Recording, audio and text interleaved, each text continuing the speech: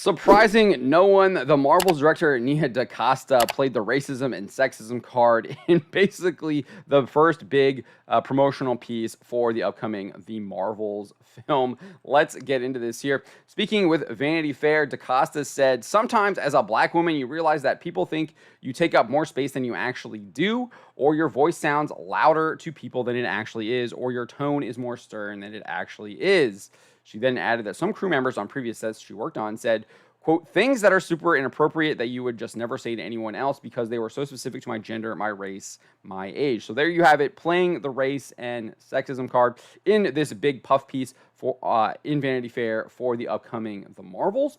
However, she did make it clear that this was not the case while working on The Marvels, right? This was before The Marvels, before in other Hollywood productions this happened to me, but not on The Marvels because Disney is such a good, diverse, inclusive company.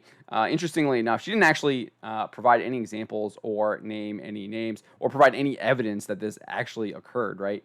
It's just like, oh, I'm the victim. You must believe me. I remember Jesse Smollett, too, and Bubba Wallace, right?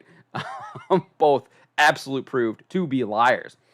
So she went on and said she had a very, so we have Rebecca Ford making this comment, Vanity Fair's writer. She said she had a very different experience on the Marvels, fortunately in part because she had the power to hire the people she wanted for her team. DaCosta then kind of confirmed this, saying, "I realized it wasn't ever going to be about how much power I amassed or how many great movies I made or if I won awards. It was always just going to be the people that I surrounded myself with.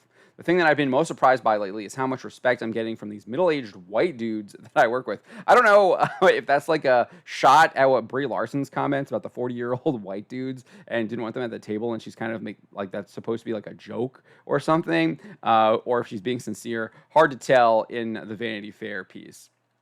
I'll leave that up to you to decide what she's actually saying there.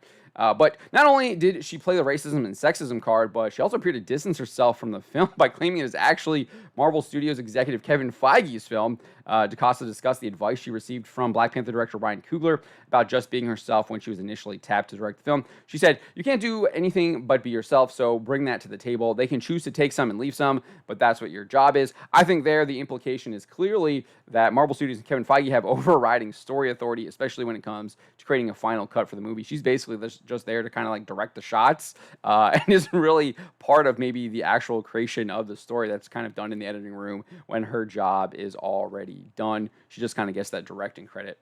I don't know. Maybe I'm misinterpreting that, but that's kind of the takeaway that I had from that.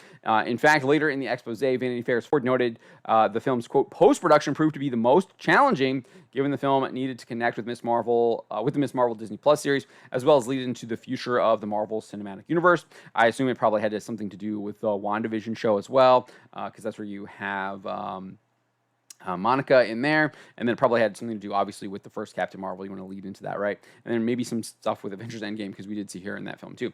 To this end, DaCosta admitted it is a Kevin Feige production. It's his movie.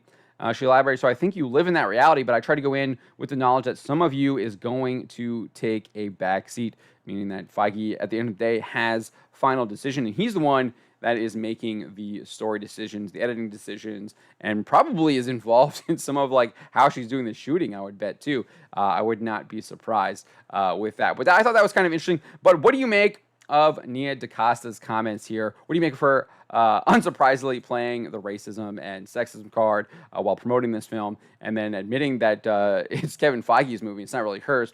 One other thing that was kind of in the Vanity Fair article that I didn't really include in this piece, I might include it in another piece maybe tomorrow or something like that, but she also says that she's kind of done with Marvel and she wants to create her own universe now. So she's pretty much one and done and is moving on. So I don't know what that tells you too, but food for thought there. But if you like this video and you want to see more, make sure you hit that like button, hit subscribe, and click that bell for notifications so you don't miss any more Bounding into Comics videos. Subscribe for more.